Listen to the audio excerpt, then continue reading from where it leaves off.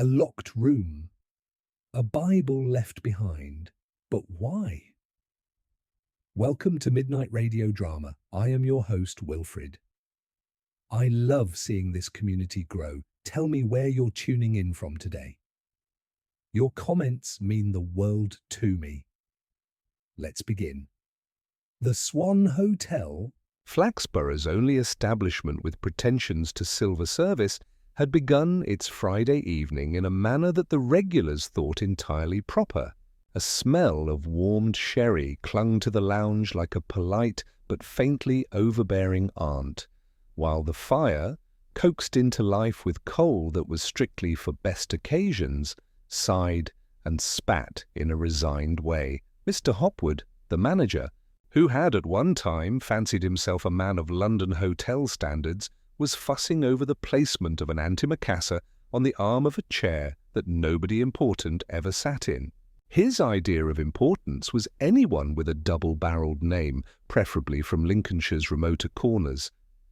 The lounge contained its usual congregation, Mrs. Turnbull, who liked to be thought of as Flaxborough's most informed woman about foreign affairs, her definition of foreign being anything south of Peterborough; Mr. Martin, retired railway clerk, who brought to his nightly whisky a disposition that suggested an underfed canary contemplating its next seed; and Mrs. Gedge, who had never once been persuaded to pay for her gin and bitter lemon without invoking her late husband's council service as a sort of civic discount. Conversation had achieved its customary aim of being both dull and yet slightly competitive. Mrs. Turnbull was lamenting the decline of standards among cathedral vergers when the door opened with a gust of November air, and in walked the newcomer. He was tall, sallow, and wore a raincoat that gave off the distinct sheen of catalogue purchasing. He carried a small valise battered enough to imply the experience of travel, though whether voluntary or judicial was open to conjecture. His eyes surveyed the room, not with curiosity, but with the faint impatience of one accustomed to other, less domesticated accommodations. "Room?" he said, not so much to Mr. Hopwood as into the space generally, as though the hotel itself would answer. Hopwood bustled forward. Yes, sir, yes, indeed, we've room. Quite a choice, actually. Business in town? The man considered, then said, 17, that will do. Hopwood blinked. Well, sir, 17 is available, certainly. Though I don't recall mentioning the number. The newcomer said nothing more, only produced £2 from his coat pocket and laid them upon the reception desk with a firmness that implied they were not to be trifled with. By 9 o'clock, word had passed from the lounge to the snug bar, and from there, by way of Mr. Martin's careful gossiping, to the tobacconist's across the street. Someone had taken room 17. The significance of this fact was not exactly clear, though it was agreed upon by most narrators that such decisiveness in a guest was the mark either of eccentric wealth or dangerous instability. The following morning, long before breakfast was decently announced, Mrs. Gedge came downstairs with the claim that she had not slept for the noise of a most unholy disturbance overhead.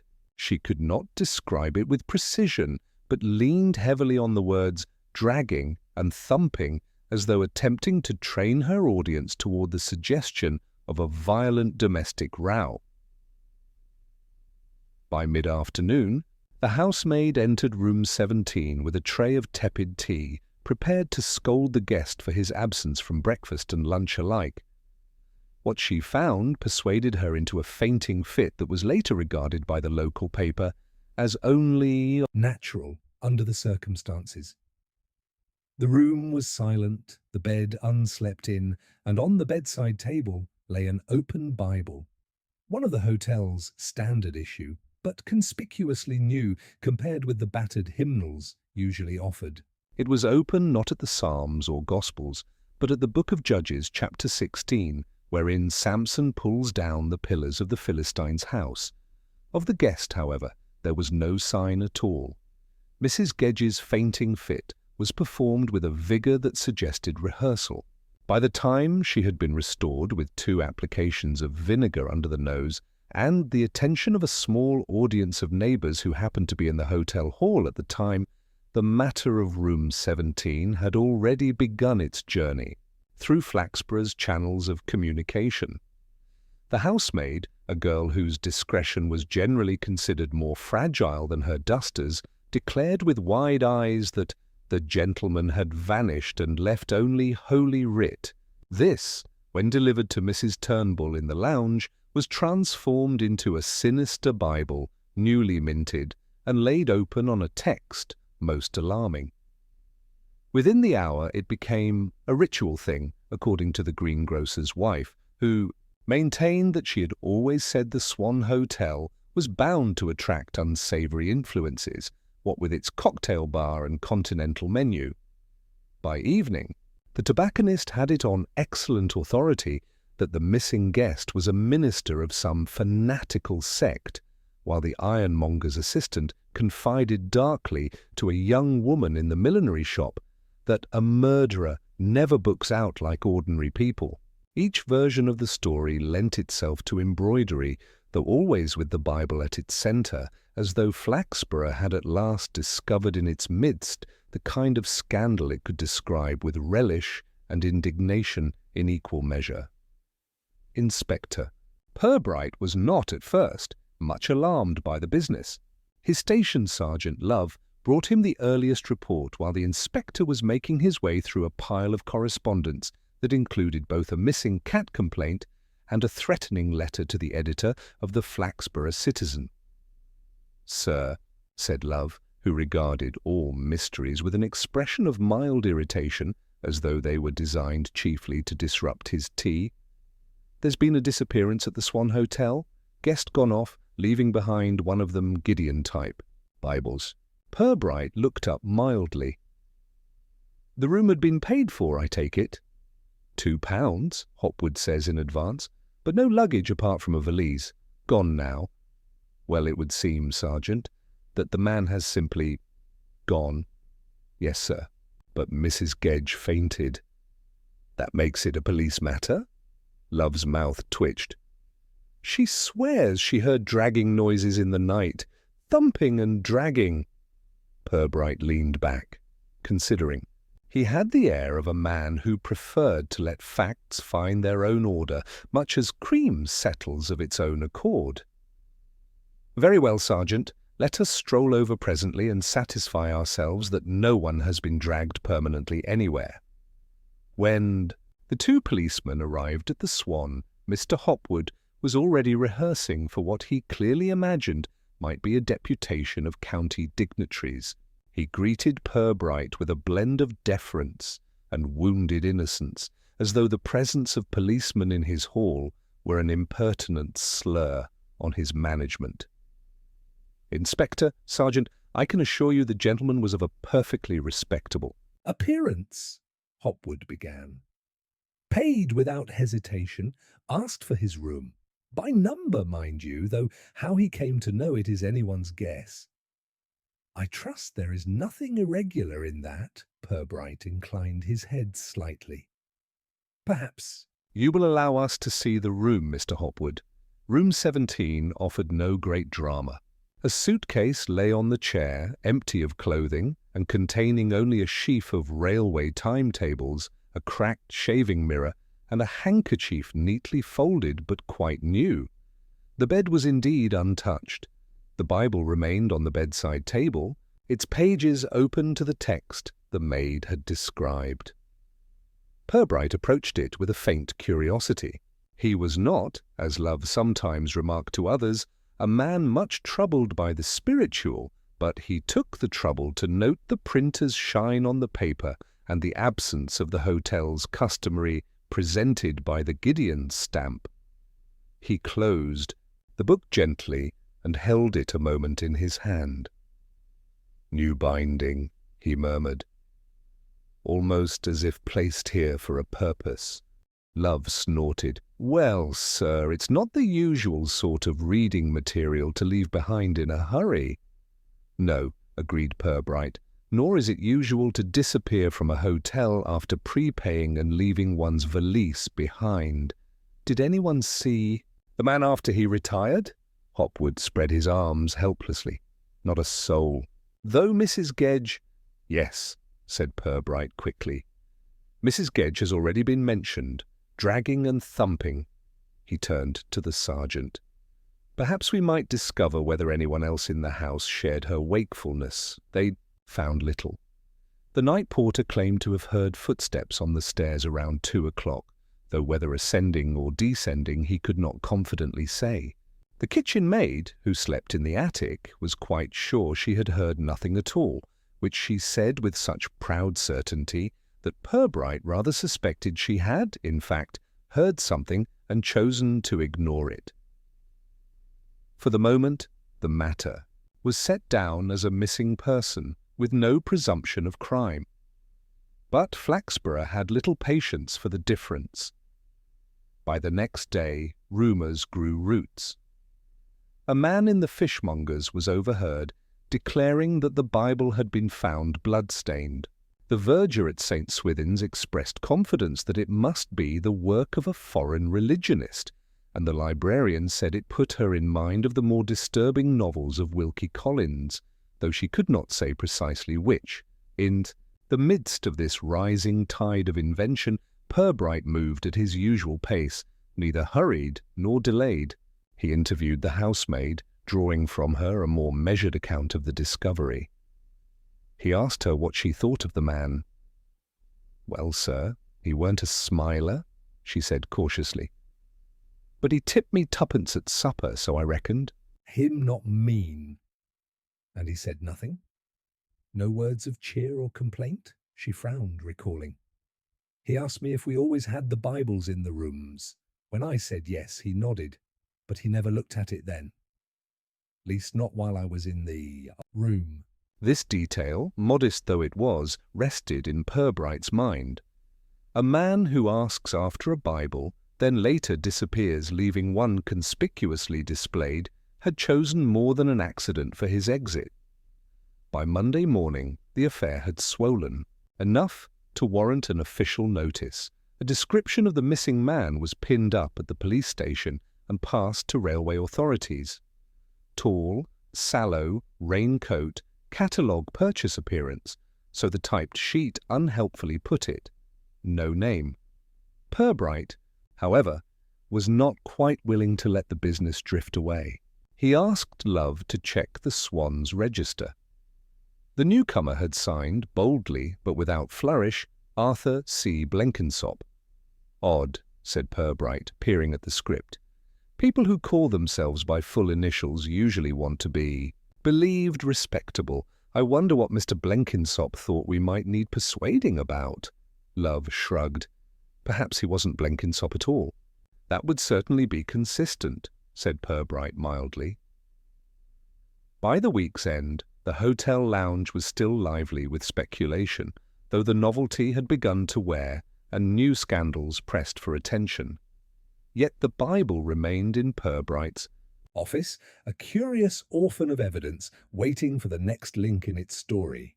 The inspector, in his patient way, seemed to be waiting also, as though certain the town itself would provide it without his forcing the matter.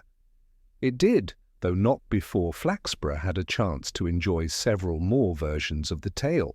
For, by Wednesday morning, a fisherman discovered at the river's edge, caught against a half-submerged gate, something that was not easily explained away as gossip. It was a man's hat, sodden and shapeless, but bearing within the lining a laundry, mark stitched with the initials ACB, and that, whispered through the town by afternoon, was when Flaxborough began to speak not merely of disappearance, but of death. The discovery of the sodden hat caused a stir more genuine than all the rumours that had gone before. It was not merely an accessory gone astray. It was evidence, tangible and faintly sinister, that someone who had been in room 17 might not be inclined to claim it again. The fisherman who had drawn it from the reeds was a man accustomed to finding unpleasant things tangled in nets and gates, discarded boots, bottles, even the odd cat. But the initials sewn carefully in the lining were a different matter. Within an hour of his handing it over, the laundry mark had become the talk of half the town. Mrs. Gedge naturally took full possession of the tale. By the time she had explained it to her neighbours on her second trip to the grocer that morning, the initials were no longer simply stitched, but embroidered in scarlet, the hat not merely wet, but clotted with weeds, and what she described, in a voice lowered to scandalized relish as human traces. She made vague gestures that conveyed, without actually saying, blood. Inspector Purbright received the hat at his office with a calm that rather deflated Sergeant Love, who had expected at least a little excitement. Love placed it on the inspector's desk as though it were a prize exhibit and stood back with folded arms. "Well, sir, that settles it.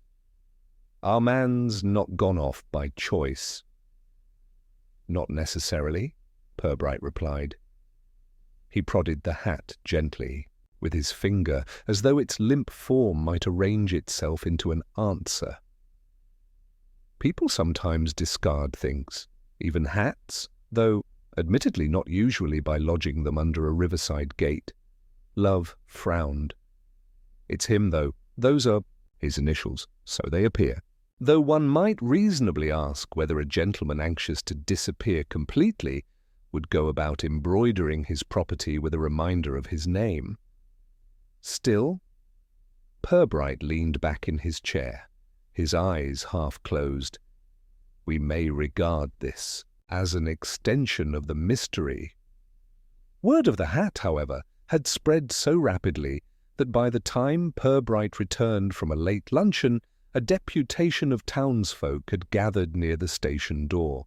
They were not demonstrators, Flaxborough never demonstrated, but they managed, by an artful blend of loitering and whispered commentary, to convey that the inspector was under a certain civic obligation to provide answers. He gave them none. Instead, he returned quietly to the Swan Hotel, this time to ask Hopwood about the hotel's stock of Bibles. Hopwood looked perplexed, then injured. "Inspector, I assure you they are all precisely alike. Plain black covers distributed by the Gideons at no expense to ourselves, except this one. As you observed, it is newer. I supposed, naturally, it was part of a replacement set." "Replacement?" Purbright inquired. "Yes. Now and then they are removed, sir. Guests take them away. For devotional purposes, no doubt. We do not inquire." Purbright considered.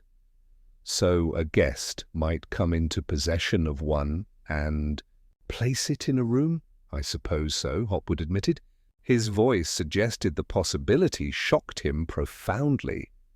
The inspector thanked him and wandered back through the lounge, where Mrs. Turnbull was seated with her eternal embroidery. She watched him pass with the air of one who had a vital contribution to make and would offer it whether invited or not. "I take it you've heard, Inspector," she said, "that the gentleman was seen on the bridge the very night he vanished?" Purbright stopped. "Indeed?" "My niece's husband's cousin lives opposite. They swear they heard footsteps at nearly 2 in the morning, and a cough. A very deep cough, menacing, my niece thought." Purbright bowed politely and left her to her needlework. He was less interested in the cough than in the fact that the tale had now attached itself to a specific place, the bridge. People, he reflected, rarely conjured landmarks without reason. That evening he walked the bridge himself. The river, sluggish and brown, moved under the lamplight with a sound more of sighing than flowing. He paused by the parapet where weeds had gathered, remembering the fisherman's discovery of the hat downstream. He rested his hand on the stone and gazed over the water. To one side, dark gardens descended in terraced disorder. To the other stretched a strip of waste ground behind a row of houses. Anyone leaving the hotel at night could cross this bridge within 10 minutes. The inspector's musings were interrupted by Sergeant Love's approach. "Sir," Love said, with an air of long-suffering duty, "I've checked with the laundry firms. None of them can place that mark. Doesn't belong to their books." "Then perhaps," Purbright observed, "it was not put there by a firm at all. An individual might do such a thing." "Why would he?" "To suggest an identity," Purbright replied mildly. "Or perhaps to lend weight to one already claimed," Love grunted. "And the Bible? What's your thought there?" "I think, Sergeant, that whoever arranged that particular display wished us to think of judgment. Samson and the Philistines. Something about the destruction of a house." Love gave him a doubtful glance. "You mean it's all some kind of message?" "Possibly." Purbright resumed his walk across the bridge. "But the point about messages is that they require both a sender and a receiver. We must consider who was meant to read it, besides ourselves."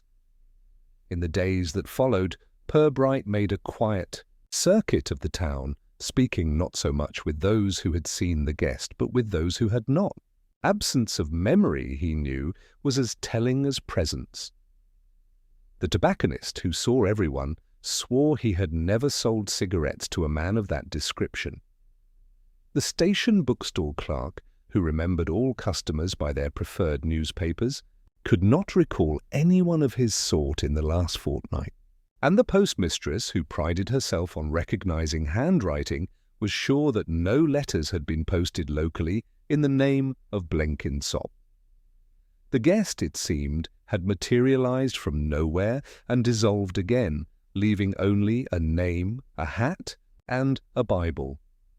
By Friday, speculation had grown so baroque that the Citizen carried a thinly disguised editorial lamenting the town's tendency to magnify trifles. "One misplaced volume of scripture," it declared, "has given rise to stories that would have been rejected by Mr. Edgar Allan Poe himself."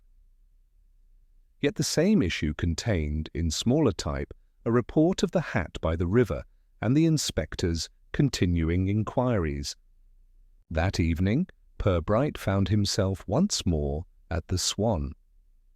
This time it was not the lounge but the kitchen where he lingered, asking the cook about late-night disturbances. She was a formidable woman who viewed policemen with suspicion, but at length admitted that she had heard something odd. "A voice," she said.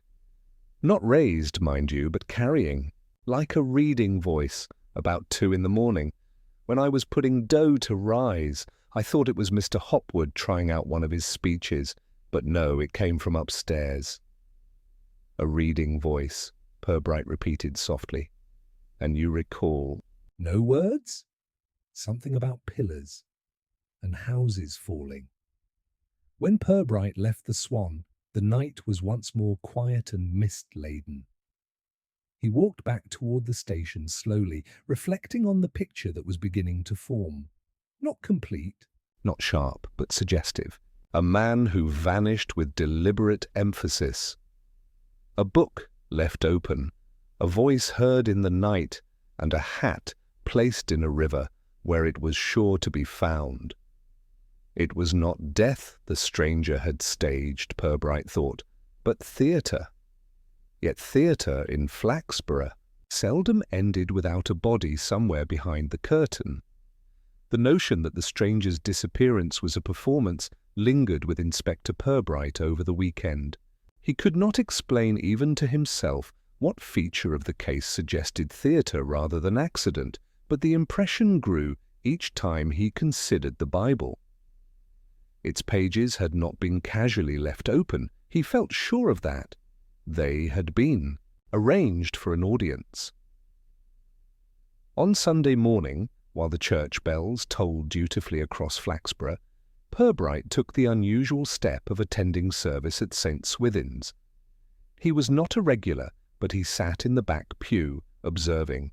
The reading that morning was from the Epistle to the Corinthians, which passed over the congregation without visible effect save for Mrs. Gedge, who contrived to sigh at intervals that made the people around her feel insufficiently pious. Yet Purbright's mind was elsewhere, considering what kind of man selected Samson's vengeance for his final message.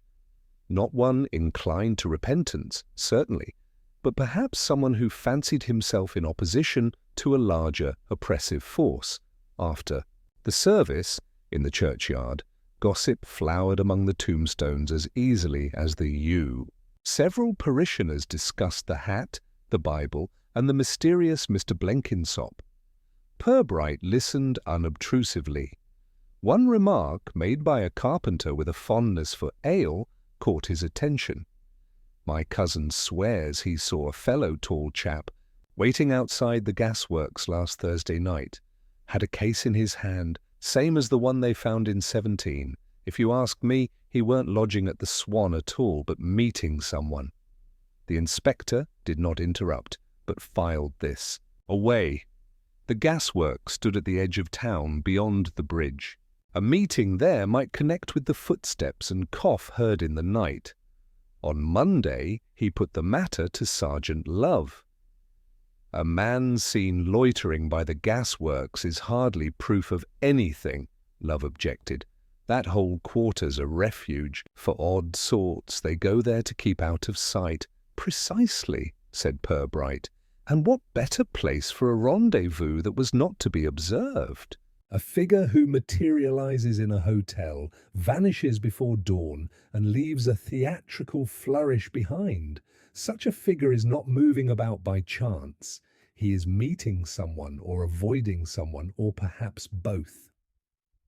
Love made a noise of grudging assent.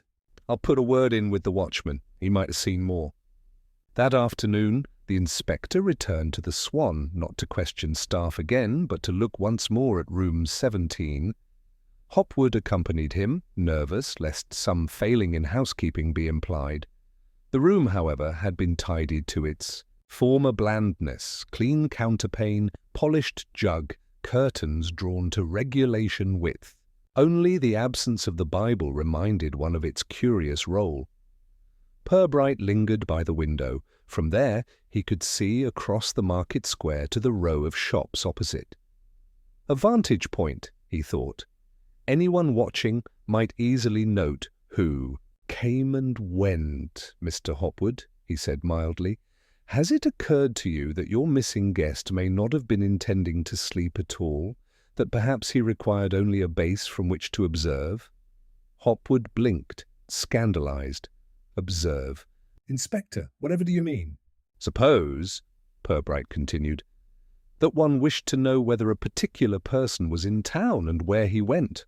One might select a room for its outlook, not for its comfort." Hopwood looked as though he might collapse under the weight of such speculation, so Purbright thanked him and departed before the poor man could attempt an answer. It was later that evening when the first tangible connection appeared. Love returned from his inquiries at the gasworks with a report. "The watchman says he did notice a tall fellow about the place late last week. Asked him the time, apparently, and then, this is the odd part, he saw him again 2 nights later. Only the second time he wasn't alone. There was another chap, shorter, stockier, wearing a trilby. The two of them stood talking by the coal wagons for several minutes. Then they walked off toward the river. Did the watchman hear what they said? Only one thing. The tall one, our Blenkinsop most likely, said, "It'll be settled in 17. That's all." Purbright was silent for a while. 17 again, not simply a room number, but a kind of stage direction. Love frowned. "Settled? That sounds like a quarrel to me." "Or a bargain," Purbright suggested. The inspector went home that night with an unaccustomed restlessness. His small house was orderly, his supper quiet, but he found himself pacing.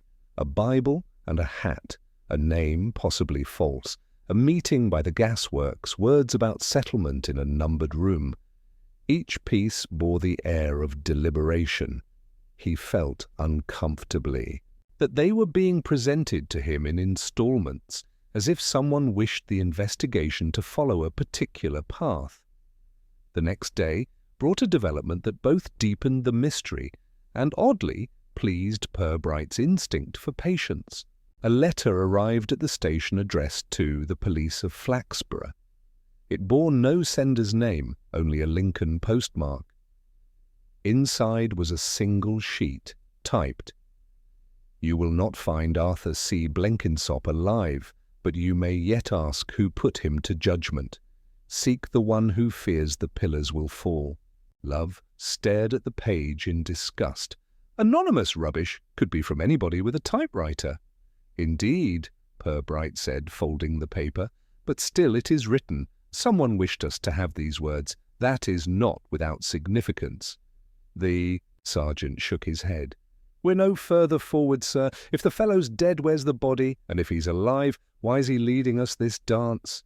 Purbright gave a small smile. "Because, Sergeant, Flaxborough is a place where people take comfort in appearance. A stranger who disrupts that appearance must either vanish or be made to vanish. Let us consider which it is."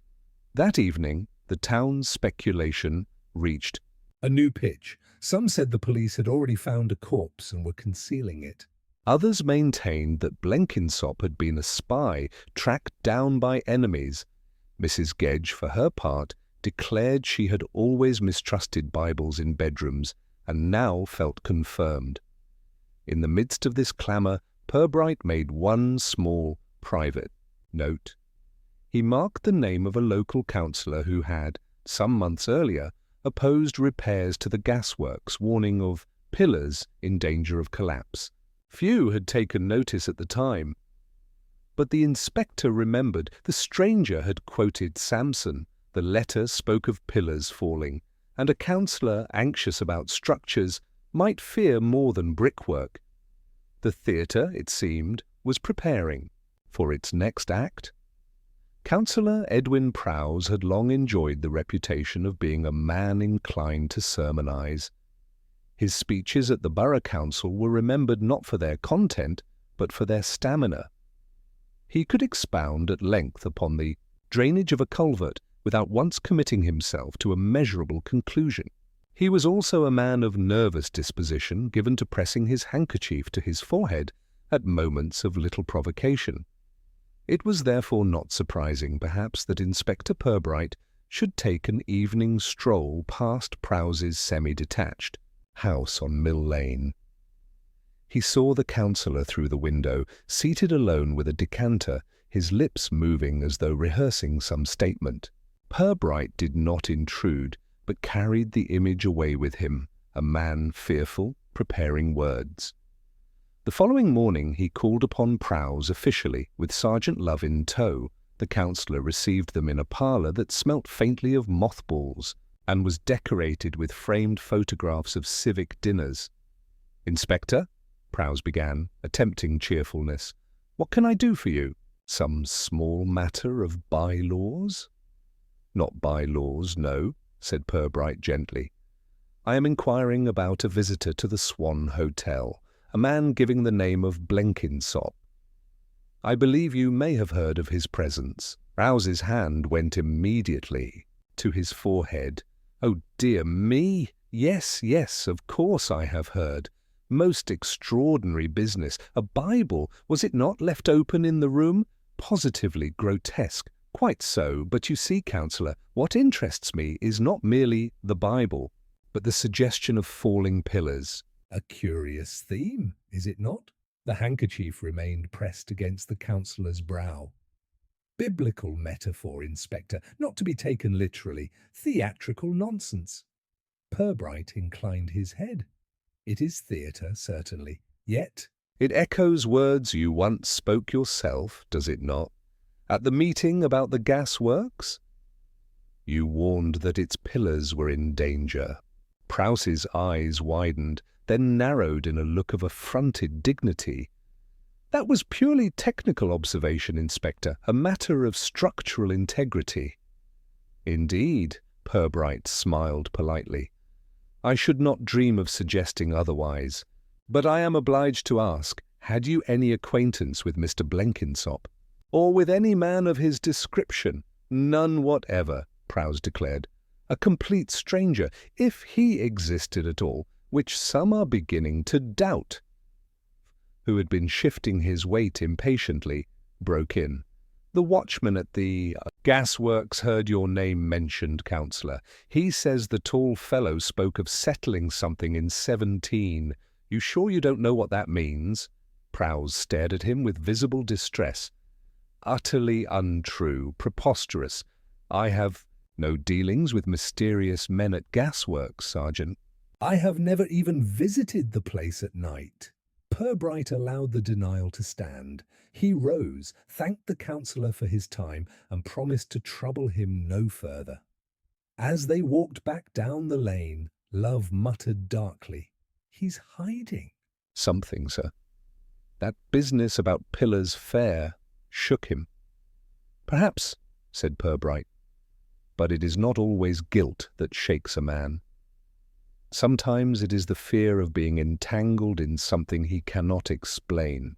Let us wait and see which it is." By midweek, the town's speculation had begun to consume itself. The citizen printed a cartoon of a Bible wearing a bowler hat, marching across the bridge. The vicar, alarmed at the misuse of Scripture, preached a sermon warning against idle fabulation. Yet still behind the chatter, an unease persisted. There was a sense that Blenkinsop, or whoever he was, might reappear suddenly to claim his story. That unease found fuel on Thursday morning. A gardener clearing an allotment shed at the edge of the river came across a bundle of papers stuffed behind a pile of sacks. They were damp, some blurred by mould, but still legible. He carried them at once to the police station, feeling himself momentarily important. Purbright examined them with care.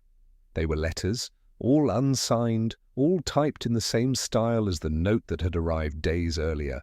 The language was obscure, yet a pattern showed itself.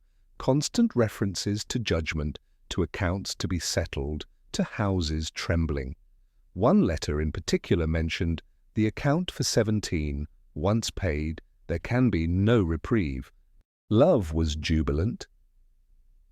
"Well, that nails it, sir. Blackmail, plain as a pikestaff. Our chap was squeezing somebody, and somebody's done away with him for it."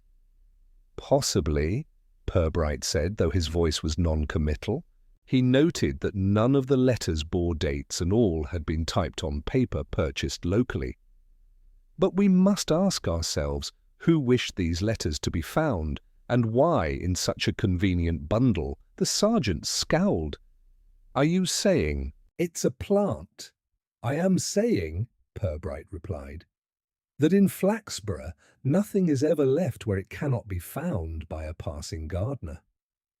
The bundle gave Purbright reason to call once more upon Councillor Prowse.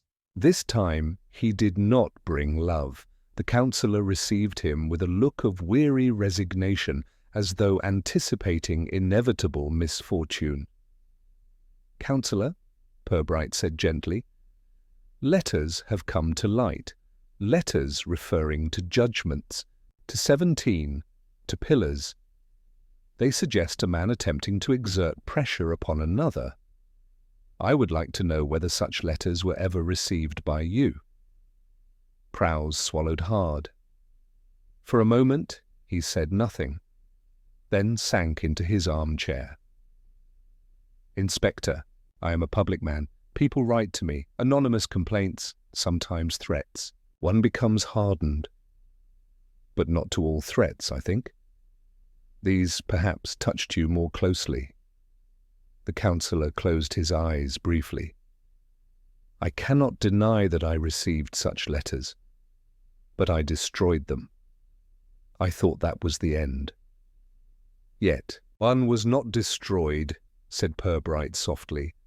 "One was left in room 17, and now a bundle has been discovered in a shed.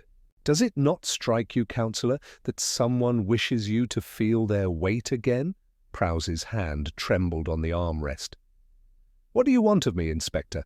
I swear to you I never met this Blenkinsop. I never dealt with him. I thought it was some malicious joker, perhaps a political rival." Purbright looked at him with a mildness that concealed scrutiny. "A joker who knew of your warning about pillars? Who chose the very imagery you yourself employed?" "That is not a rival's invention, Counselor.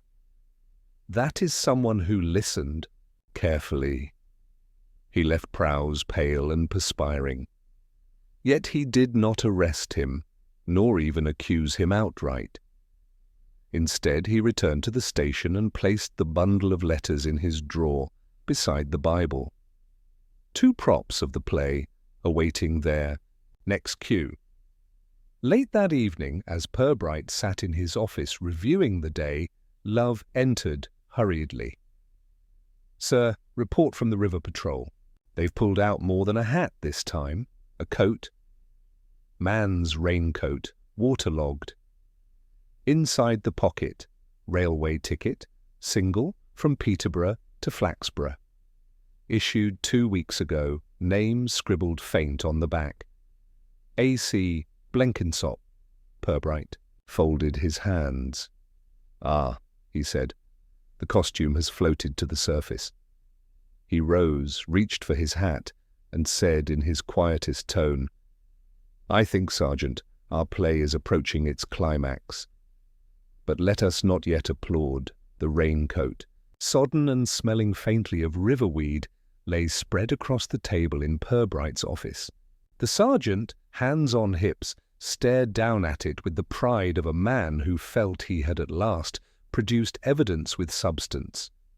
Purbright, however, observed it as one might a conjurer's prop, something produced from a hat, but belonging to no visible rabbit. "The ticket, sir?" Love prompted, pointing to the damp rectangle pinned under a paperweight. "That's as good as proof our man came here, single from Peterborough, 2 weeks back, and his name, right enough." Purbright bent closer to the faint scrawl on the back of the ticket. The letters, blurred by water, might well have formed A.C. Blenkinsop. Equally, they might have been anything beginning with an A. He tapped it with his finger. "Yes, Sergeant, it tells us he, or someone pretending to be him, intended no return journey." "Which means," Love declared, "that whoever did him in planned it neat. One way here, no way back. Body in the water, coat following after. Neatest murder I've seen since that business with the fishmonger's apprentice." Purbright gave a little smile.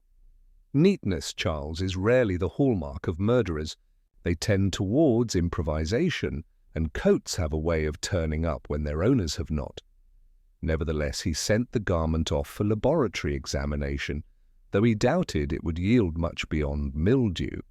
What interested him was less the coat than its appearance just now, after days of speculation had begun to tire. It had the air of a stage direction. Enter the coat, pursued by whispers. The whispers soon spread. By the following day, the Swan Hotel had received 3 cancellations from anxious commercial travellers, while Mrs. Ball, the landlady of a boarding house, announced that she would take in no strangers until this Blenkinsop fellow has been properly dealt with, dead or alive. Flaxborough, ever resourceful in its gossip, was now rehearsing theories of murderers lurking by the riverbank, of blackmailers whose bodies floated beneath barges, of councillors implicated in secret rites. Purbright, meanwhile, preferred quieter channels. He requested the station clerk to telegraph Peterborough for any record of a Blenkinsop purchasing a ticket. The reply, 2 days later, confirmed a single had indeed been issued to the name. Yet no description had been taken, and no luggage checked in. It might have been bought by anyone at all. It was at this juncture that a new voice entered the affair. Miss Lucilla Teatime recently returned to Flaxborough after a discreet absence. She arrived at the police station one afternoon, demure in gloves and a hat that seemed calculated to convey innocence. Purbright, aware of her reputation, for being several steps ahead of most men, welcomed her into his office with guarded courtesy. "Thought I ought to mention, Inspector," she said, lowering herself gracefully into the chair, "that I, too, have received correspondence of a peculiar nature." Letters unsigned, speaking of debts and pillars. Very biblical. I should have brought them to you sooner, but frankly, I took them for a joke. Purbright's brows lifted a fraction. Do you still possess these letters? Alas, no, I disposed of them. A lady cannot be too careful in preserving her privacy. Her eyes, bright as steel marbles, measured his reaction. But one remembers the flavour of such things. I assure you, they were much the same as what I understand, Counsellor. Prowse has received. The inspector did not ask how she knew of Prowse's involvement. Gossip in Flaxborough travelled faster than telegrams. He merely inclined his head. Did they by any chance make mention of a Mr. Blenkinsop? Miss Teatime smiled faintly. Not by name, only by suggestion. Someone who watched, who judged, who might come at night. It was intended, I think, to rattle the nerves of those with consciences imperfectly at rest. Not a stratagem that would trouble me, of course. Of course, Purbright echoed. He did not doubt her word, though he suspected her conscience was not so much spotless as proof against rust. After she had gone, Love voiced his suspicion. "She's playing a game, sir. She always is. If she says she had letters, then she knows more than she's telling." "That is likely," Purbright agreed. "But Miss Teatime plays her games with some consistency. If she appears upon the stage, it is because the next act requires her." Indeed, the next act was not long in announcing itself. On Saturday morning, a railway porter brought in a battered suitcase discovered in the left luggage office at Flaxborough Station. It bore a chalked tag long smudged that might have once read Blenkinsop. Inside were a pair of shoes, a collar, a packet of cigarettes, and nothing else save for a sheet of paper folded carefully into the inner pocket. Upon it, typed in the same style as the previous letters, was a single sentence. "The pillars fall. When the account is unpaid." Love thumped the table. There it is again, same blasted words. Whoever he was, he carted his riddles with him. Purbright studied the suitcase with mild curiosity. "Or," he said, "whoever wishes us to believe in him deposited this luggage here to be discovered at leisure." He thought of Prowse's pallor, of Miss Teatime's serene disclosure, of the river that seemed determined to yield not a body, but props, and he began to suspect that Blenkinsop, if such a man existed, was less victim than invention. That evening, Purbright walked once more past Counsellor Prowse's house. The curtains were drawn, but a shadow moved back and forth restlessly, as though pacing. Across the road, Mrs. Wainfleet, the counsellor's neighbour, bent her ear from behind her geraniums, plainly eager to catch what scraps she could. The town had grown expectant, as if waiting for the curtain to rise on an overdue climax. When Purbright returned to his office, he found a telegram awaiting him. It was from Peterborough Police. No record of A.C. Blenkinsop resident, employed, or passing through beyond ticket purchase, suggest alias, will forward further check results. He read it twice, then slipped it into his pocket. The stage props were accumulating, but the actor was still unseen. He knew with the same quiet certainty that told him rain would follow clouds that the time was coming when someone, Prowse, Miss Teatime, or another yet concealed, would be compelled to step into the light and claim authorship of the play. For the moment, he was content to let the curtain hover. The town, he sensed, was strung taut as wire, and Blenkinsop, real or imaginary, was about to deliver his next line. The telegram from Peterborough weighed on Purbright's thoughts long after the office had emptied for the night. He had slipped. it into his pocket, but its implications pressed against him as though it were not paper, but a stone. No record of Blenkinsop, no trace of his life, his employment, his movements, nothing but a name written across a railway ticket and a suitcase, abandoned with theatrical care. He walked slowly through the station yard, the evening air carrying the scent of coal smoke and river damp. At the far end, a shunter's lamp bobbed between wagons, its glow lost now and then behind iron bulk. Purbright watched for a moment, struck by the thought that Blenkinsop, if he existed, had been reduced to such movements, brief flashes of light, gone as soon as one drew closer. By morning, Sergeant Love was already waiting at his desk with fresh enthusiasm. "Sir, I've had a word with the ticket clerk here. Says he remembers selling that single to Peterborough, or rather, from Peterborough, as it were. Claims it was a man with a moustache, grey, middle-aged. Looked like the sort to complain about lukewarm tea. He swears it was so." Purbright's face betrayed only the faintest interest. "Ticket clerks are capable of remembering a moustache years afterwards, Charles. Less often do they recall whether it belonged to the right nose." "Still, sir, it's something." "Yes," said Purbright gently, "and perhaps too conveniently. So," Love, disappointed, fell silent. Purbright's mind was already elsewhere.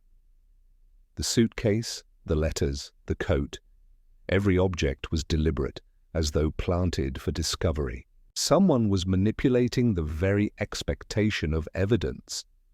The question was not what these things revealed, but why someone wished them found in sequence, each timed to renew the town's appetite for scandal.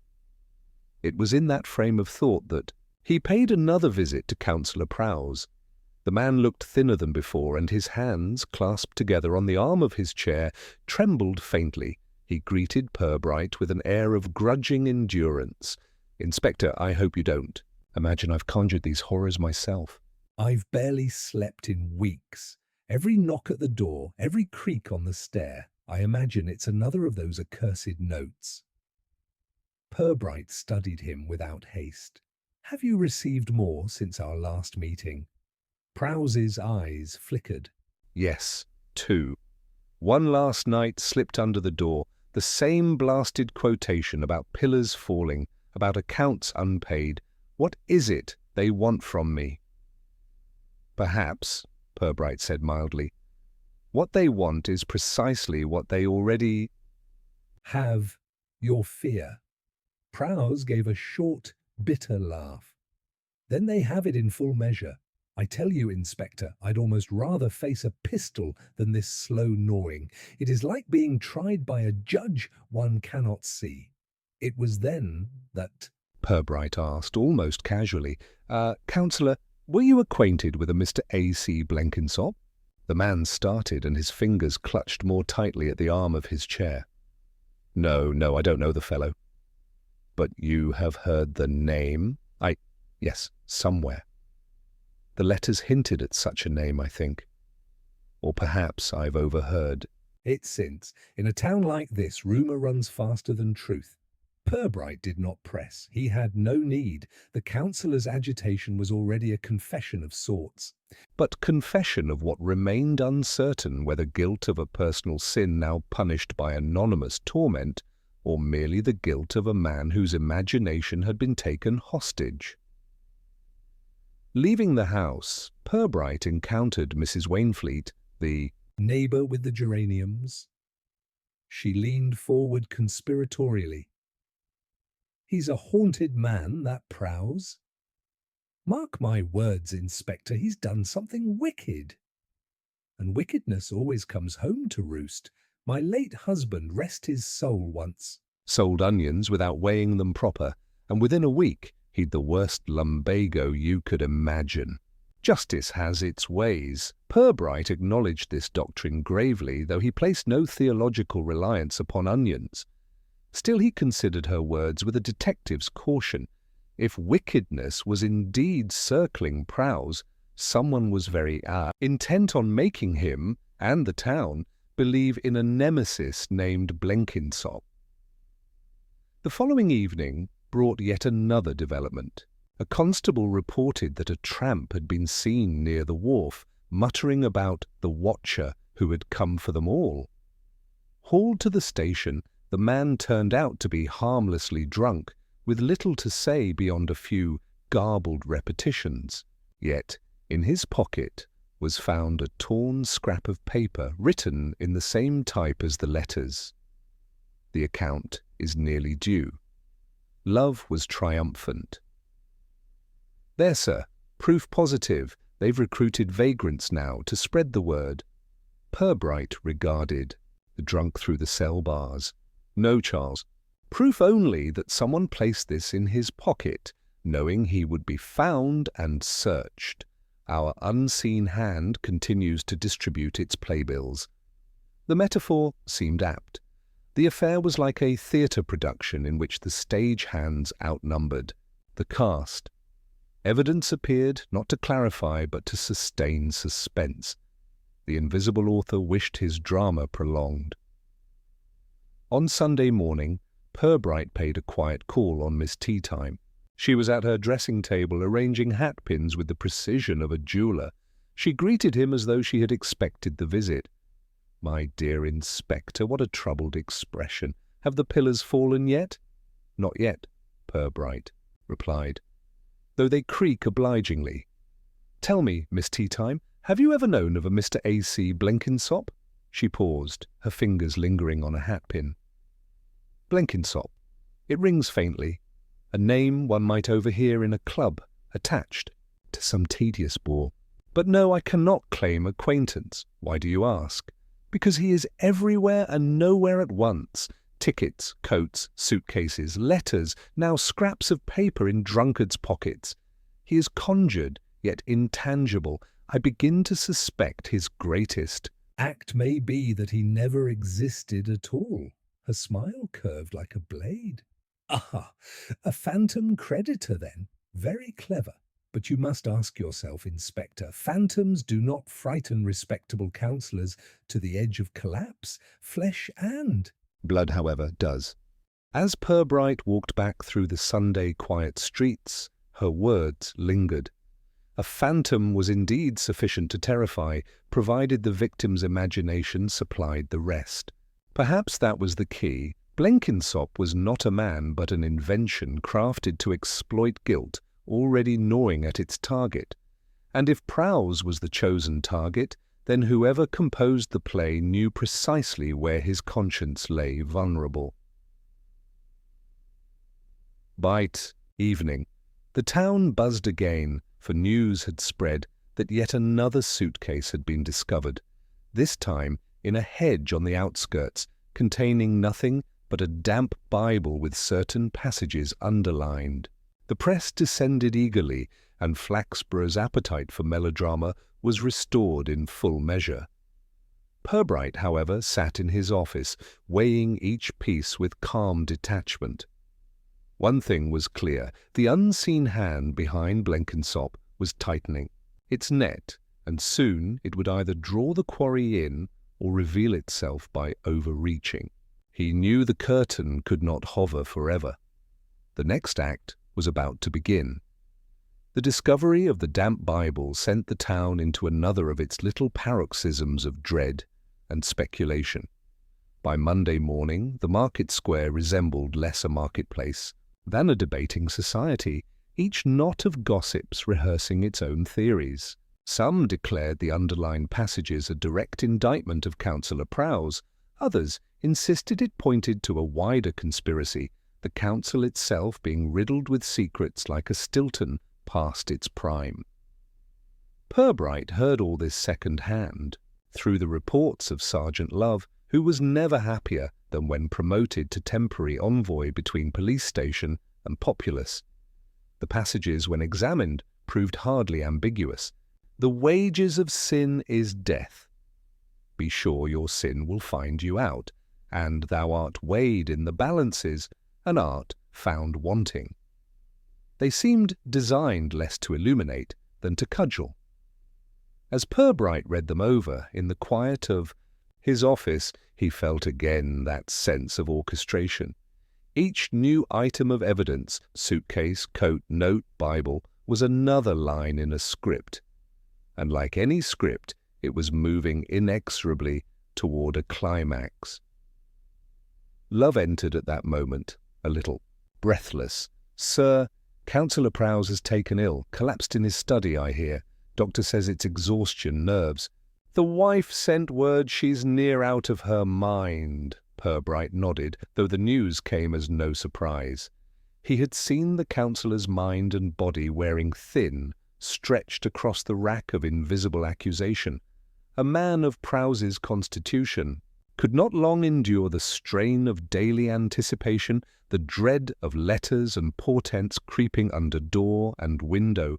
"Charles," he said, "we must tread carefully now. Whoever engineers this theatre is working toward that man's collapse, or worse.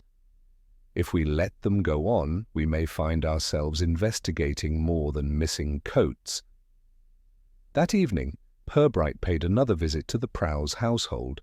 He found the councillor pale and shrunken in his chair, a blanket over his knees and a decanter at his elbow.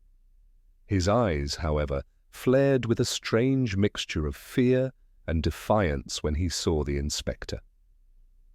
"They'll not stop, you know," he rasped.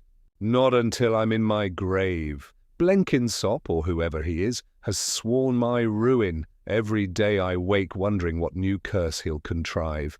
Purbright sat down opposite, his manner calm. "Tell me plainly, councillor, what is it you fear?" "He knows." Prowse's lips twitched. He looked away, staring at the flicker of the fire. "What every man fears, Inspector, that the past may walk again." The inspector said nothing. Silence, he knew, was often the most effective prod. After a long moment, Prowse spoke again, more haltingly. "There was a transaction years ago. Land near the marshes. Papers were adjusted. Nothing unusual in such matters. But a man threatened exposure. A clerk dismissed for insolence. He swore he'd ruin me. I paid him off, handsomely. He went abroad, so I heard. His name, yes, Blenkinsop, but he was no creditor of mine, only an ingrate. At last, a fragment of substance." Purbright leaned forward slightly. "Then you knew him? This Blenkinsop was flesh and blood?" "Years "Ago," Prowse snapped. "He cannot be alive now, not after all this time. But someone knows, someone is using his name to torment me. Do you not see? It is a masquerade, a ghastly masquerade." Purbright studied him a moment longer. The councillor's words were tinged with hysteria, but not invention.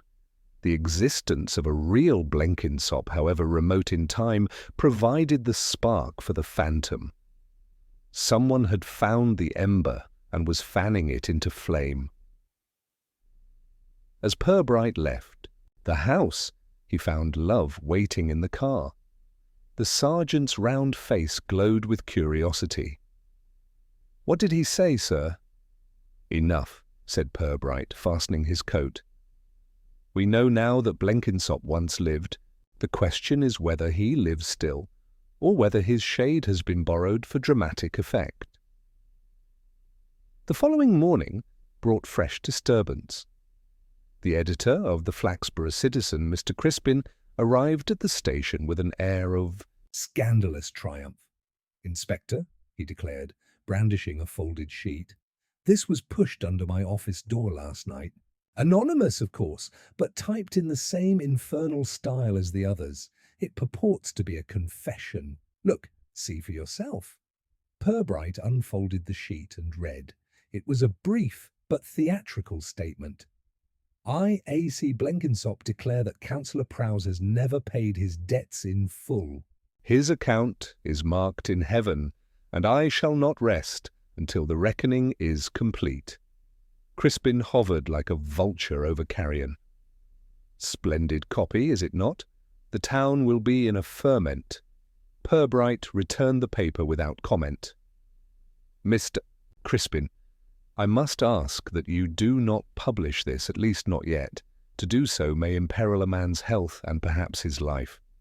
The editor raised his brows in mock piety. "Inspector, truth cannot be muzzled, but—" He tapped the side of his nose. "I may delay a day or two." "Provided I am granted some courtesy in return. An exclusive, perhaps, when you unmask this phantom?" Purbright inclined his head with weary patience. "You shall have all the exclusives you wish, Mr. Crispin, once there is truth to report." When the editor had gone, Love muttered, "The man's a hyena." "Hyenas," said Purbright, "do not invent their prey. They only circle when they smell blood. Let us concern ourselves with the hunter who drives the prey bleeding into view." That night, the police set a watch on the Prowse residence, 2 constables stationed discreetly near the gate.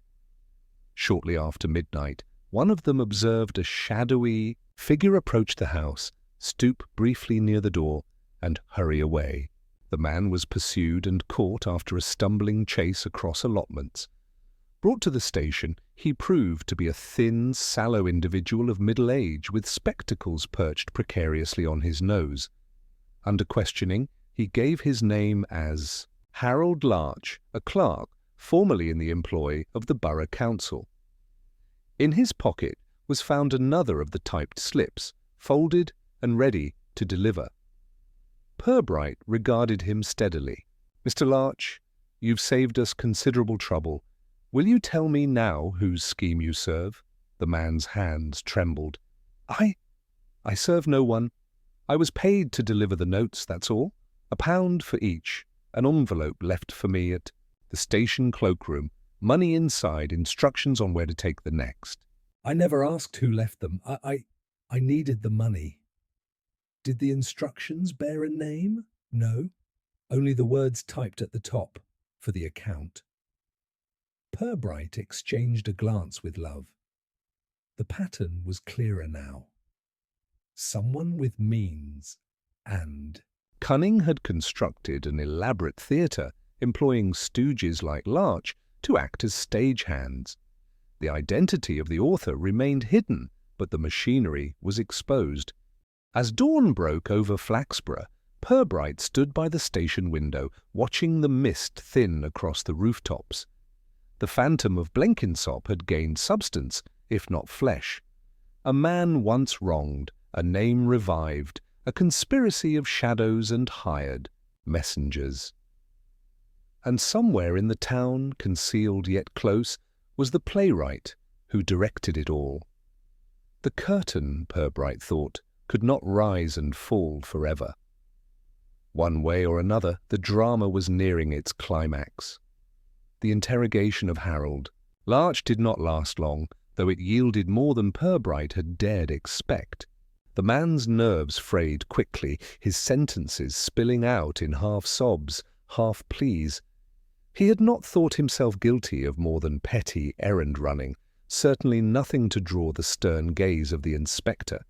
Yet in describing his tasks, the late-night visits to doorsteps, the careful placement of folded slips, the rendezvous with nameless envelopes at the railway cloakroom, he unwittingly confirmed the presence of an intelligence behind the scenes, someone possessed both of funds and of a taste for the melodramatic.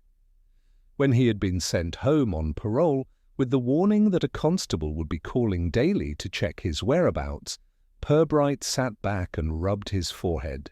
Sergeant Love, fidgeting with impatience, burst out, "Well, sir, this Larch fellow's nothing but a tool. If he's been paid, then surely we can trace the money. Banknotes have numbers, serials, we can follow them, can't we?"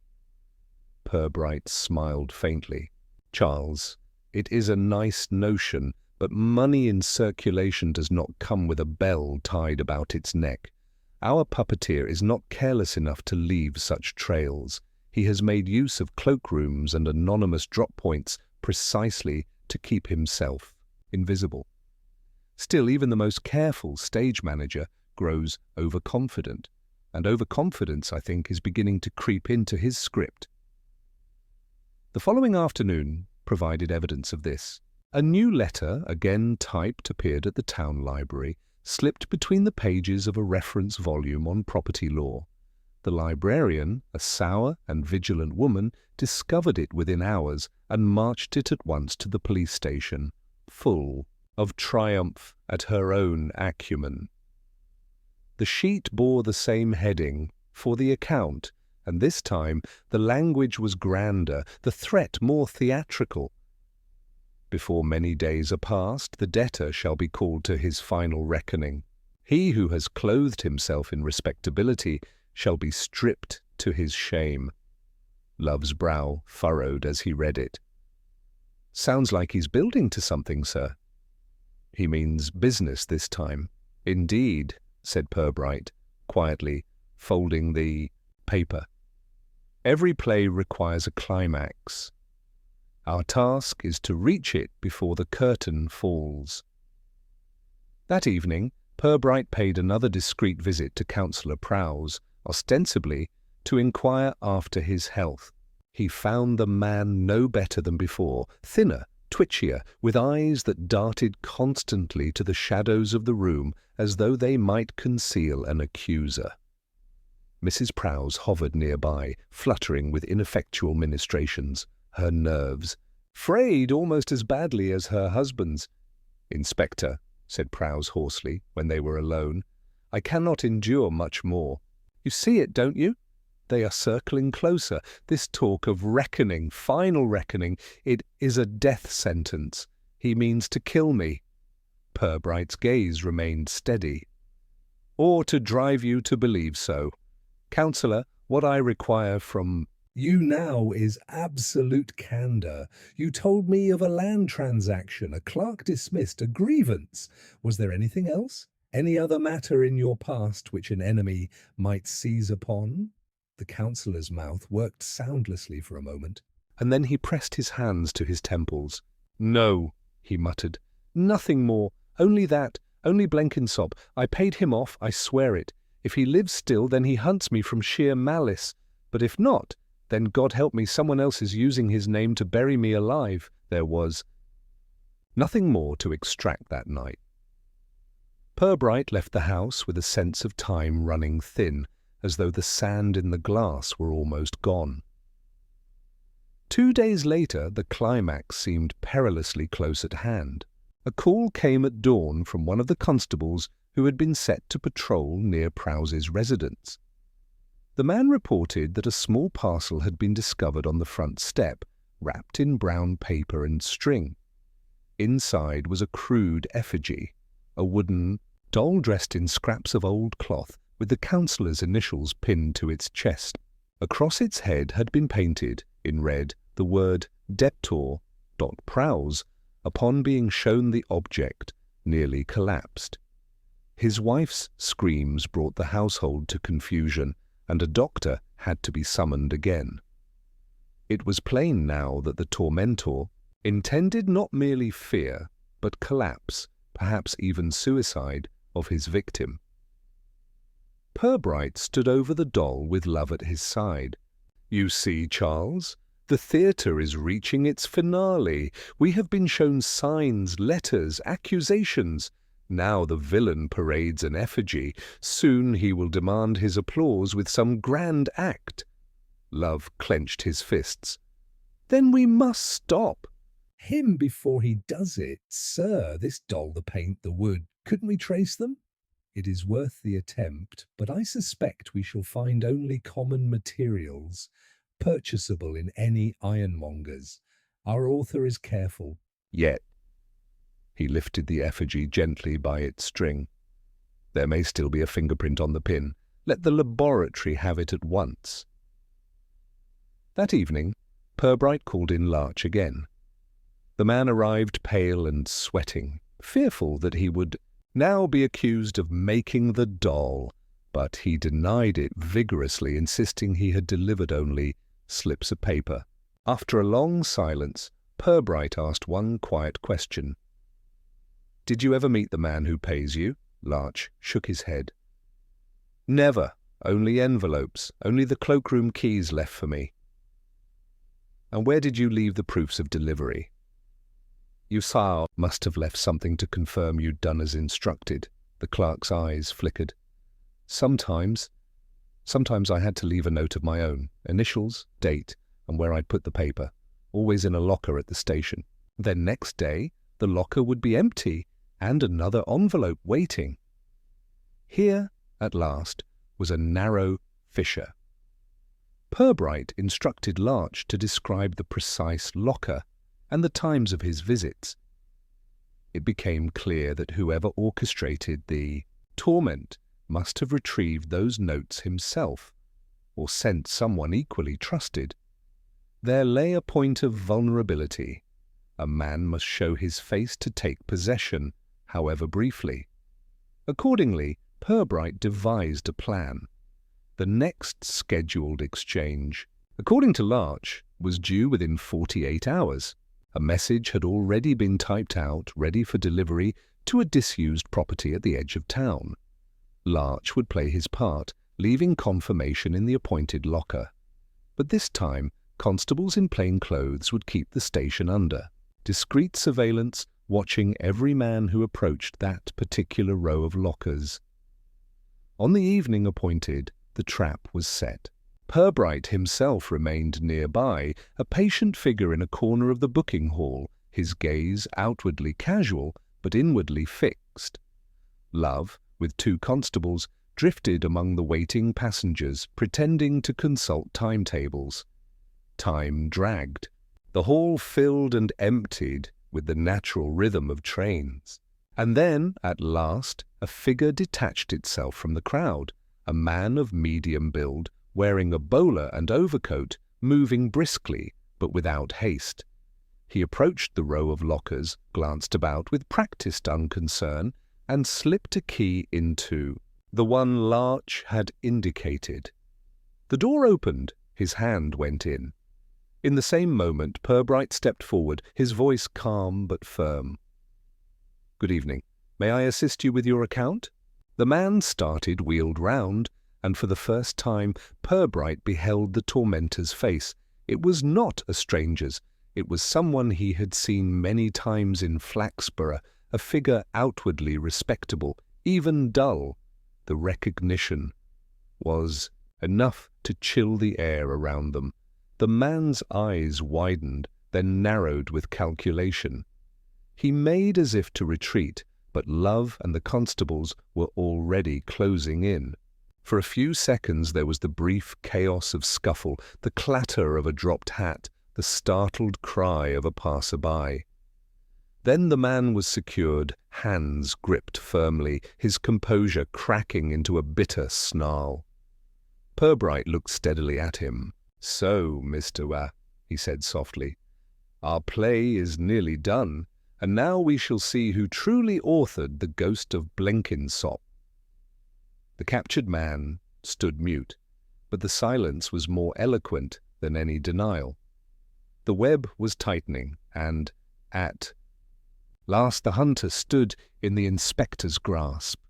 Sergeant Love did not relish being kept awake by Scripture, yet by the time Inspector Purbright strolled into the station the following morning, he had already fielded a brace of telephone calls from townsfolk in various states of moral alarm.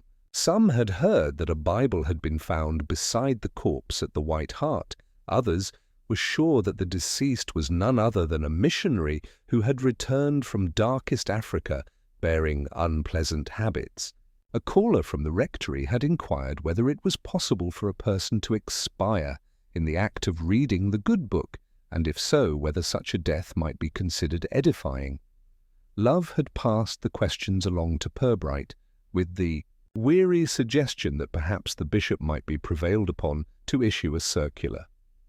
Purbright listened with his customary benign detachment, eyes resting on the rim of his teacup, as though waiting for it to pronounce a verdict of its own. He asked only whether the coroner had yet been informed, and when assured that all proper notices had been dispatched, he suggested that Sergeant Love attend to the small matter of tracing the movements of a certain Gideon Society's crate of Bibles, which had reportedly gone missing from the town hall basement 2 months prior. It may, Purbright observed mildly, be the only instance of theft in Flaxborough committed for reasons unconnected to domestic fuel shortages. Love sighed, but jotted it down. Meanwhile, gossip fanned itself across the town with a zeal worthy of the Ladies' Guild Bazaar. The late Mr. Parbury, that otherwise unremarkable draper from Eastgate, was transformed by speculation into a man of many layers. Some had him ruined by gambling debts, some whispered he had carried on with the White Hart's landlady, Mrs. Hardwick, while others hinted at a shadowy connection with a nonconformist sect that gathered in private houses to sing hymns at inconvenient hours. In the snug of the 3 Tons, an elderly retired postman swore that Parbury had once delivered tracts denouncing the sins of haberdashery, though he could not remember precisely when. Purbright, for his part, contented himself with inviting Mrs. Hardwick to his office for a friendly chat. She arrived brisk and upright, though her handbag suggested the weight of more pressing concerns. He asked her gently about Mr. Parbury's stay, how he had comported himself, whether she had noticed visitors. Mrs. Hardwick replied with the defensiveness of one accustomed to being suspected of running a disorderly house whenever more than 2 lodgers arrived in quick succession. No, she had seen nothing out of the ordinary, except that Mr. Parbury had insisted on paying cash and declined her usual offer of breakfast kippers in favour of what he called private devotions.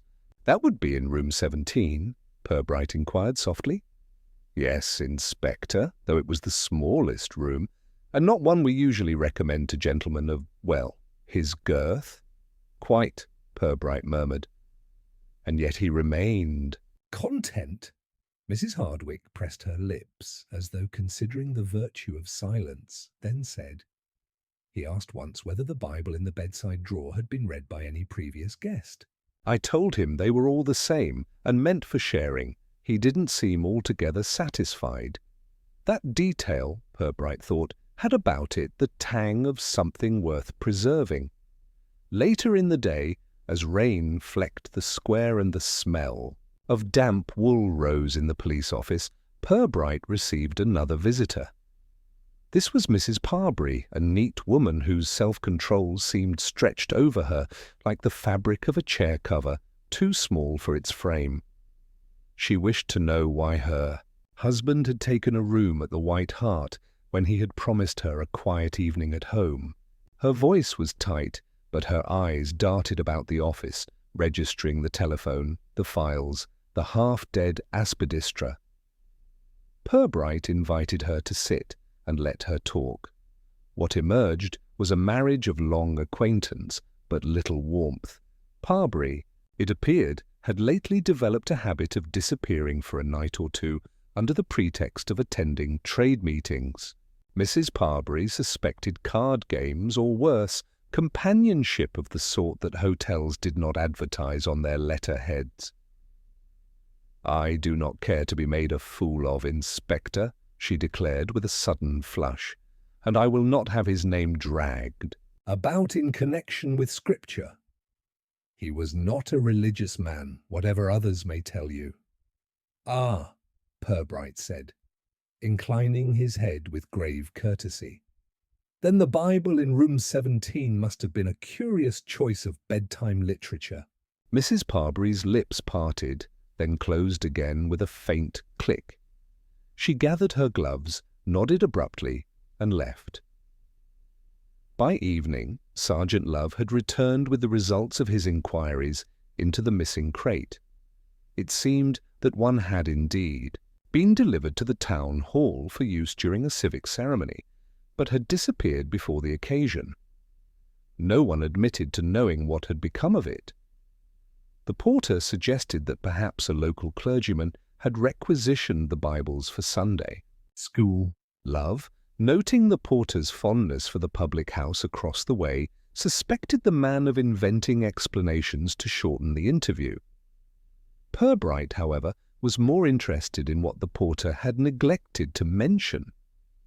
That very week, The town hall had hosted a public lecture by a visiting evangelist, the Reverend Silas Tudge, whose fiery addresses had drawn a crowd curious less about salvation than about whether he would denounce the town's cinema. Tudge, according to several townsfolk, had departed abruptly after the lecture, muttering about hard hearts and souls steeped in commerce. The inspector thought it worthwhile to ask after the Reverend's present whereabouts, as he left the station for his customary stroll across the marketplace. Purbright's mind was quietly turning the matter over. A dead man in a lodging-house bed was one thing, a dead man with a Bible newly placed at his side was another. In Flaxborough, where the strongest temptations were generally accounted to be lukewarm beer and improperly folded raffle tickets, the deliberate staging of piety was an act of uncommon theatre. Yet he did not hurry. For Purbright, the essence of his craft lay in allowing the characters of the town to reveal themselves at their own pace, like flowers opening not to the sun, but to the faint heat of curiosity. And if in the course of his inquiries another secret or two, mundane, tawdry, or faintly comic, were drawn into daylight, he knew the town would survive the exposure. That night, as the lamps in the marketplace dimmed and a chill mist settled, from the river Purbright lingered at his window looking across to the faint outline of the church tower. It struck him as entirely possible that someone had chosen room 17 not for its bed nor its window, but for the convenient staging it provided. And until he knew what performance had been intended, he would have to attend patiently to the rest of the cast. The following morning brought with it a damp, sullen drizzle, the kind of weather that left the town appearing slightly ashamed of itself, as though it had been caught in some small dishonesty. Inspector Purbright walked into the station with his umbrella folded neatly under one arm, his boots carrying a trace of the market's mud, and his expression as bland as if he had been engaged all morning in quiet prayer rather than in considering the increasingly tangled skein of Mr. Parbury's demise. Sergeant Love, already at his desk, looked as though the rain had seeped through his very bones. He glanced up from a sodden notebook with a grimace that attempted respectability. "There's been no word of the Reverend Tudge, sir," he reported. "No one in the town admits to knowing where he went after his lecture. The chapel folk claim he was staying at a guest house in Brig Lane, but when I checked, the landlady told me he'd paid his bill before breakfast and departed without even leaving a forwarding address." Purbright set his hat carefully on the rack and regarded Love with mild interest. "It is rather inconvenient of him, don't you think? Almost as if he felt his work here was completed." Love allowed himself a dry snort.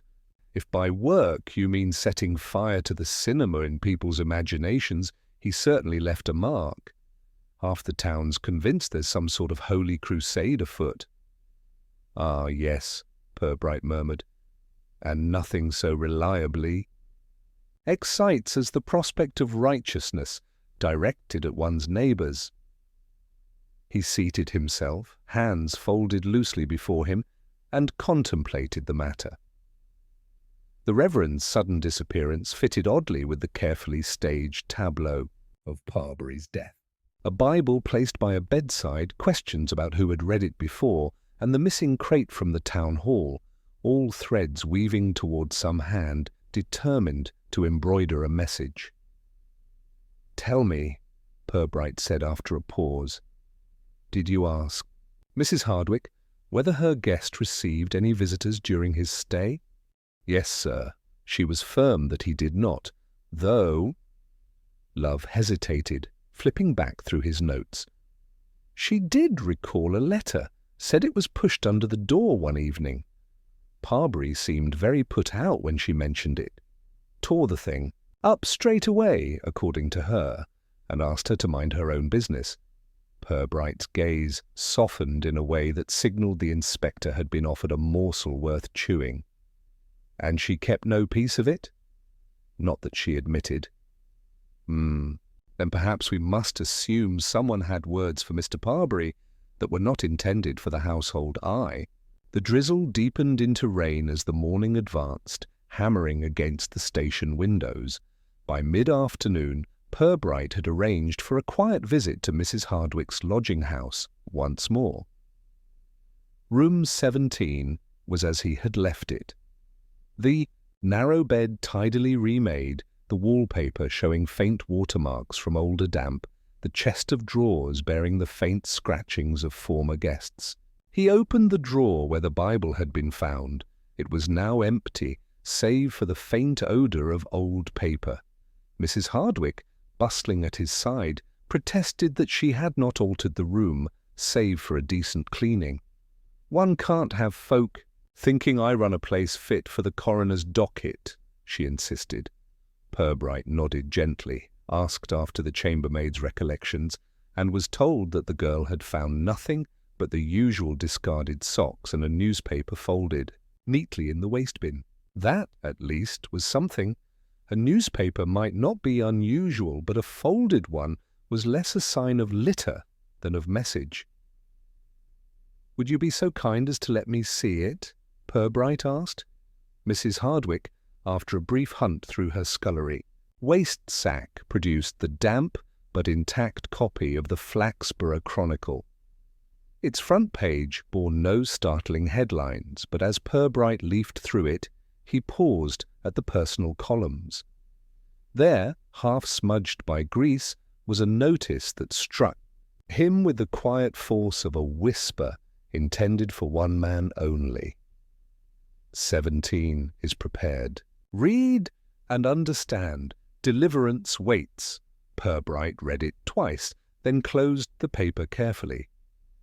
He thanked Mrs. Hardwick with his customary politeness, and as he walked back through the wet streets to the station, the rain tapping against, his umbrella seemed almost a percussive accompaniment to his thoughts.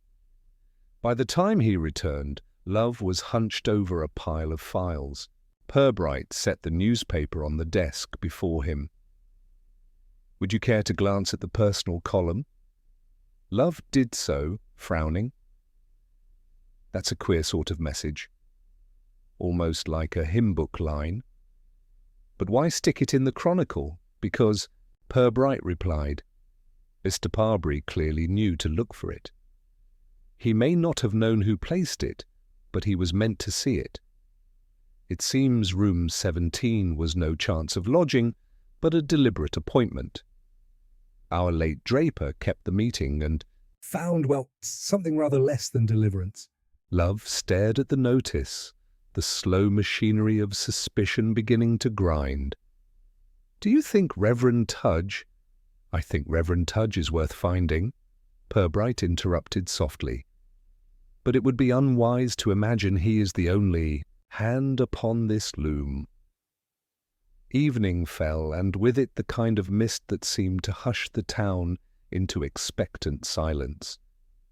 Purbright sat in his office long after Love had gone home, turning the words of the notice over in his mind. 17 is prepared. Read and understand. Deliverance waits. It was the language of zealotry of small groups who mistook secrecy for sanctity. And Purbright knew from long practice that in Flaxborough zealotry rarely meant saints. More often it meant schemes of a most human sort. As the lamps in the square were extinguished one by one, he folded the newspaper, set it aside, and reached for the telephone. Somewhere, perhaps not far beyond the drizzle, the Reverend Tudge or his friends were preparing their next move.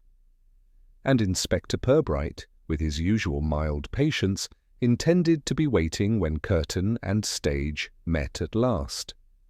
The following day dawned with a thin veil of fog, through which the roofs of Flaxborough appeared like the tops of half-drowned ships.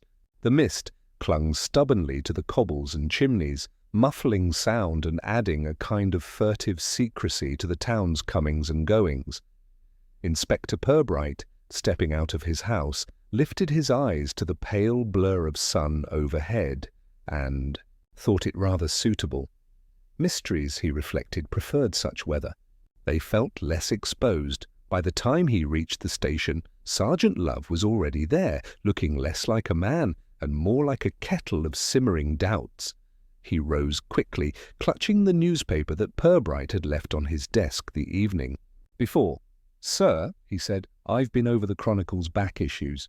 That little message in the personal column isn't the first. There were 3 others going back a month. All different numbers, though, 15, 19, 21. Each one says something about preparation and deliverance." Purbright accepted the papers and spread them delicately across the desk as though they were items of fragile china. His eye moved steadily over the brief messages, which in their brevity seemed even more disturbing. "It reads like a series of summonses," he observed. "Rooms being chosen, perhaps at the lodging house or elsewhere, and whoever the recipient may be, he has been obedient enough to appear." Love nodded, grim. Which would mean Parbury wasn't the first. Nor, if left unchecked, Purbright added gently, the last. The fog thickened outside, so that passers-by appeared only briefly at the window before dissolving again into mist. Purbright stared at the blurred outlines and said, almost absently, "Did Mrs. Hardwick keep any register of her rooms?"